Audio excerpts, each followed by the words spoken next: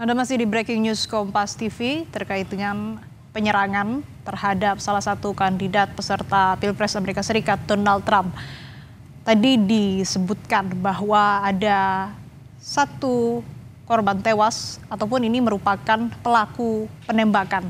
Kemudian dari laporan jurnalis VOA ada 1-2 warga atau peserta yang mengikuti rapat umum kampanye tersebut dinyatakan terluka parah.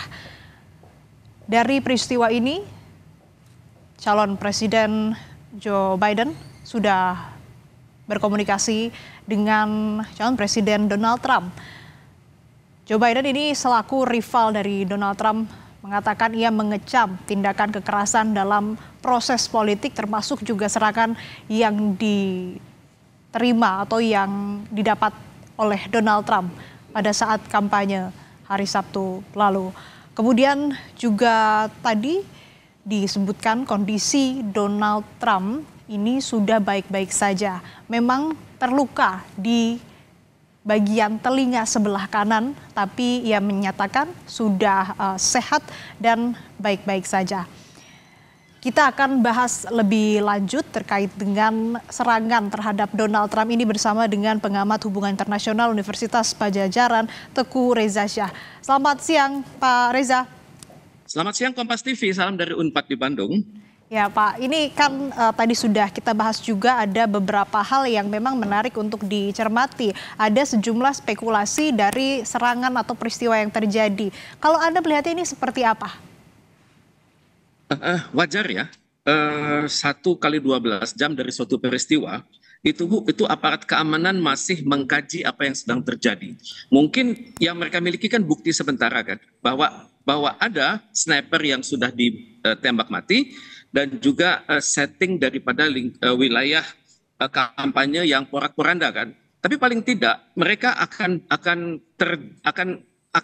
harus bekerja keras. Karena di Amerika Serikat saat ini ada 17 lembaga intelijen, nanti ujung-ujungnya adalah CIA, FBI, dan Homeland Security. Mereka itu adalah Air Force Intelligence, kedua Army Intelligence, ketiga CIA itu sendiri yang beroperasi di luar negeri, keempat Coast Guard Intelligence yang beroperasi di perairan, kelima Defense Intelligence Agency, keenam Department of Energy, ketujuh Department of Homeland Security, 8 Department of State, ke-9 Department of Treasury, ke-10 Enforcement Investigative, kemudian 11 FBI, 11 Maritime Core Intelligence, ke-12 adalah National Corporated Intelligence Agency, ke-14 National Reconnaissance Agency, ke-15 National Security Agency, ke-16 National Navy Intelligence, ke-17 Space Force Intelligence. 17 intelligence ini saat ini sebagaimana biasa akan bekerja keras mengumpulkan informasi-informasi dari dalam, dari luar negeri, dari laut, dari darat, dan juga dari udara, dan juga dari ruang angkasa. Dan ini akan sangat berat. Tapi bagaimanapun Amerika Serikat itu hebatnya, mereka memiliki software intelligence yang luar biasa, dan paling tidak dalam waktu 1 kali 6 jam sudah akan ada informasi awal. Tapi yang jelas sekarang media massa itu masih kalang kabut, apakah ini pekerjaan dalam negeri ataukah ini ada kerjasama dengan luar negeri. Yang saya pikir yang akan terjadi dalam waktu singkat adalah pengecekan lapangan, pengecekan sirkulasi informasi, pengecekan IT yang digunakan di lokasi, dan kemudian pengecekan dari pergerakan manusia ada di wilayah tersebut. Ini mereka bekerja keras, tapi biasanya dalam kondisi seperti ini media massa akan berpikir apakah ini pekerjaan dalam ataukah ada campur tangan pihak luar, dan ini pekerjaan besar bagi intelijen Amerika Serikat saat ini. Ya, biasanya ini berapa lama proses penyelidikan dilakukan dan siapa saja yang terlibat nantinya dan bertanggung jawab atas hal ini? Saya pikir ini masih informasi yang A1 levelnya ya.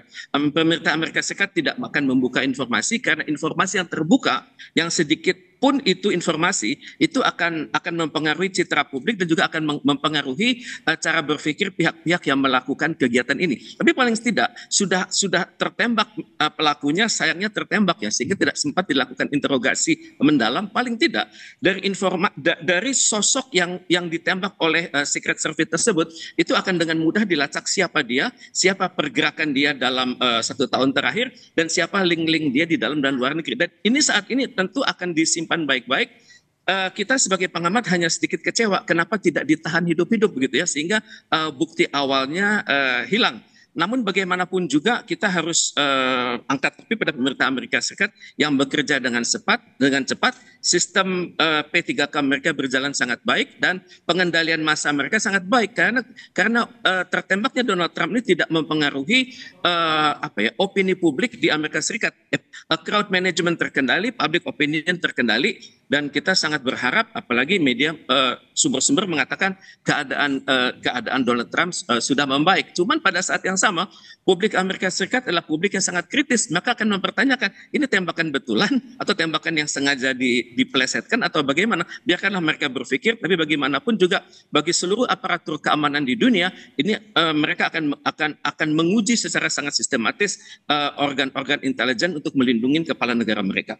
Ya, Prof, lalu pengaruhnya terhadap persepsi masyarakat akan Donald Trump, Joe Biden, dan juga pemilihan presiden di Amerika Serikat ini seperti apa? Sampai pemerintah Amerika Serikat memberikan statement resmi soal kesehatan Donald Trump, ini otomatis rating Donald Trump akan menaik. Kemudian rating partai di mana dia berada, Partai Republik akan menaik. Pada saat yang sama masyarakat juga akan bertanya, kenapa kejadian ini terjadi di Pennsylvania? Itu adalah wilayah Partai Demokrat dan tempat kelahiran Joe Biden. Walaupun Joe Biden selanjutnya besarnya di Delaware, tapi Joe Biden tidak terlepas dari perkembangan di Pennsylvania. Saat ini ya masyarakat masih berpikir-pikir, masih merujuk-rujuk apakah ini pekerjaan internal Republik untuk menaikkan rating ataukah ini merupakan suatu kejahatan dilakukan oleh Demokrat. Tapi paling tidak biarkanlah FBI, CIA dan Homeland Security memberikan kata akhir, tapi paling tidak masyarakat Amerika Serikat sudah swing voter sudah bergerak sekarang.